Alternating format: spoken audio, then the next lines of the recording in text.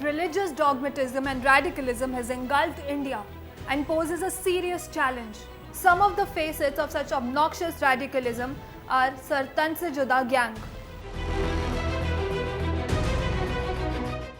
Those who say that terrorism does not have a religion and those who are targeting non-Muslim women through love jihad, they do belong to a particular religion. It is just not the Islamists but also Christian missionaries who are fostering terrorism, forcing conversion through allurement and fraud, and are promoting social engineering. A large section of Islamists in the name of jihad are raping, murdering Hindu women, and they are making them victims of violence. Namaskar and welcome to our exclusive edition series called Ritam Demystifies. I am Ananya Raheja, and today we are going to talk about illegal conversions and anti-conversion laws that exist in India and how they have been implemented in the country. Mass conversions to Islam and Christianity are being carried out throughout the country, either forcefully or by luring people by offering freebies or a better life, but mostly by performing miracles in the name of God, which is mostly the case to get people to adopt Christianity. Islam, on the other hand, often resorts to violence and forceful ways, jihad as it is called. Even the Honorable Supreme Court of India is of the view that religious conversions by means of force, allurement or fraud may ultimately affect the security of the nation and freedom of religion and conscience of citizens. Article 25 of the Indian Constitution gives all the citizens the right to practice the religion they like, including conversion, but it has to be at their own will, not force.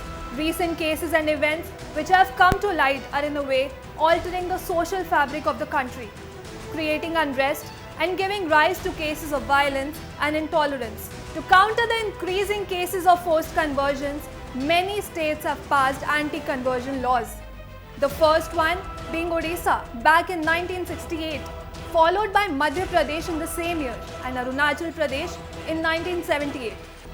But the number of states introducing these restrictive measures has increased significantly in the 2000s with the rise of the Hindu nationalist Bharatiya Janata Party, which has become the country's dominant party and has ruled India uninterruptedly since 2014.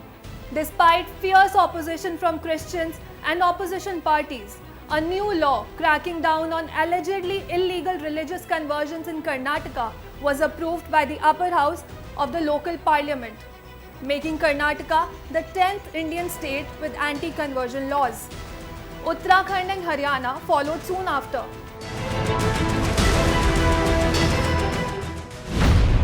The Uttarakhand Freedom of Religion Amendment Act 2022, passed by the Uttarakhand Assembly, amends the Prevalent Freedom of Religion Act of 2018, and it also makes conversion a cognizable and a non-bailable offence with a minimum prison term of 3 years that can be extended up to 10 years. The recently passed Haryana Prevention of Unlawful Conversion of Religion Bill 2022 made concealing religion for marriage a punishable offence, thus aiming to prevent love jihad. Any and every offence under this act will be cognizable, non-bailable and triable by a sessions court. Looking at figures, 127 FIRs of forced conversions were registered in 6 districts in the course of 4 years. Most of these came from Yamunanagar, Panipat, Gurugram, Palwal and Faridabad districts. According to Chief Minister Manohar Lal Khattar, the bill aims to instill fear among those who commit the crimes of forcible conversions. In the census of 2011, Punjab had a total of 3,48,230 Christians, and currently 10% population of Punjab has converted to Christianity, and these conversions are increasing on a daily basis. How 10% Punjab became Christian is a question to ponder over. Let us tell you how. The self-proclaimed pastors like Ankur Narula, Gursharan Kaur, Bajinder Singh, Kanchan Mittal are running the conversion business using their Hindu-Sikh identities, including their names and religious symbols like the pagdi. They use inculturation tactics like the Christian ashrams and preach religious texts like the Yeshu Puran, Yeshu Sahasranama, Yeshu Veda and Yeshu Upanishad as well. Many Christian missionaries keep saffron robes, live in ashrams and make temple-like churches. They have further gone on to relate Hindu-Sikh customs with Christianity such as satsang, langars, Yeshu Gurudwara, name of Satnam Vahe Guru for God and Sadguru for Jesus, and organizing the Prarthana Sabhas, the biggest highlight of which are fake miracle cures. Ailments ranging from infertility to cancer are treated in the name of Jesus. There are quite a few reasons that have led the uneducated Punjabis to take the path of conversion. Major one being superstition. People do really think that pastors can cure cancer and disability. Then they are brainwashed into thinking that following any other religion will lead them to hell. On the other hand, some fall for promises of visas to European countries or to Canada. Missionaries claim that becoming Christian will make their path for a successful visa easy. Offerings of money, jobs, education for children, or the good old-fashioned rice bags for conversion are still prevalent. The primary targets are the Dalits, who account for about 32% of the population of Punjab. Throughout all this, the Khalistanis are busy peddling the Indo-Abrahamic brotherhood narrative.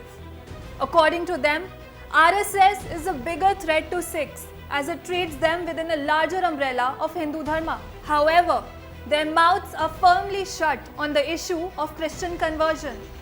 It is the RSS which is conducting Ghar Vapsi of Christians into the Sikh faith. In the last 3 years, RSS has conducted the Ghar Vapsi of 8,000 plus Christians into Sikhism, and the Sikh organizations apparently oppose this. Talking about conversions in Andhra Pradesh, 25% of the population has accepted Christianity. The government data, however, says otherwise and is far less than what the real situation is. The Evangelical Lutheran Church of Andhra Pradesh lists its membership on its website as 30 lakhs, which is about 6% of the entire population of the state. And these are members of just one church. Andhra Pradesh is a state ruled and run by the church. And all this began when YSR Reddy was the chief minister.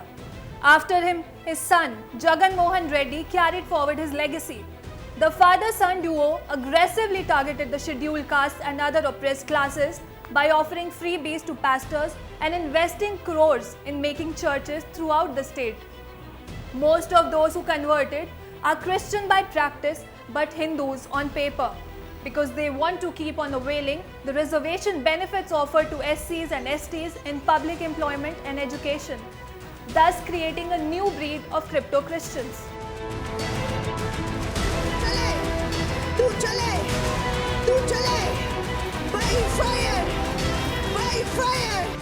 The statistics are not really hidden, as the ministers and pastors have been extensively vocal about conversion figures, often proudly boasting of their achievements.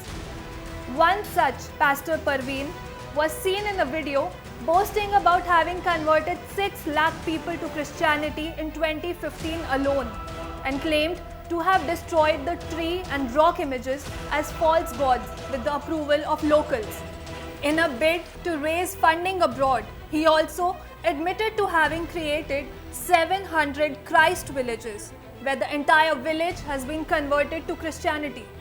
A frightening example of Christian intolerance to idolatry, which at least on the surface seems to be manifesting itself today, is the attacks on Hindu dharmsthals across Andhra Pradesh.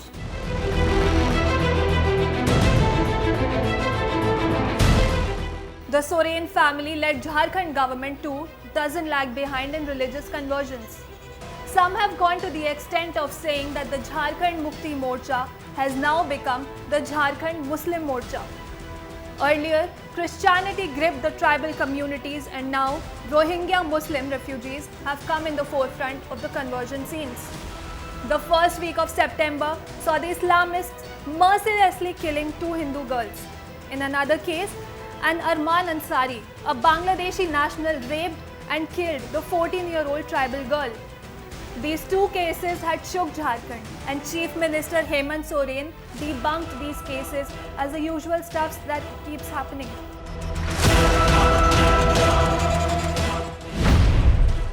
Bhoganandi, the birthplace of great tribal freedom fighters Sidho and Kanho Murmu, now has more than 50% Muslim population. Pakur district has almost 65%. Udhwa town of Sahibganj, which shares its borders with Bangladesh, has 90% Muslim population. Godda, Basant Rai and Margomunda have more than 50% Muslims. Narayanpur of Jamtara district has more than 70% Muslims. The state is on the verge of becoming an Islamic state. Recently, about 50 Mahadalit or the Musahar families were allegedly driven out where they had been living for more than 30 years by Muslims in the Palamu district. Surprisingly, the police failed to take any action against the perpetrators. More than 1800 schools in Jharkhand have replaced their existing names with Urdu names and gave a weekly off on Friday instead of Sunday.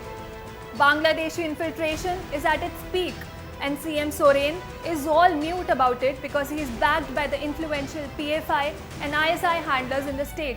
And all he cares about is extracting all the money he can from them. The infiltrators lure and marry Hindu tribal women and inherit their property and become landlords in a foreign country without even holding a valid proof of existence.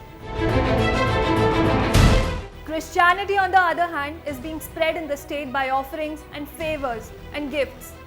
The customary rice bag ritual, conversion by apparently performing miracles in the name of Jesus, and targeting the vulnerable tribal community of the state and luring them into a better life if they embrace Christianity are some of the most common ways. CM Soren has been very vocal in applauding the Christian missionaries in helping the overall development of the tribal communities and an increase in literacy and employment rates in the state, which clearly indicates he has been catalyzing conversion and does not consider followers of Sanatan Dharma as civilized or advanced enough.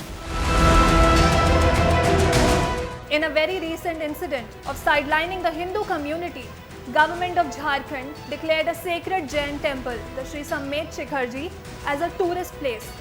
This decision has drawn huge flack from the Jain community nationwide, who are protesting against it. One thing to notice here is the way of protesting, unlike some of the peaceful ones we usually see.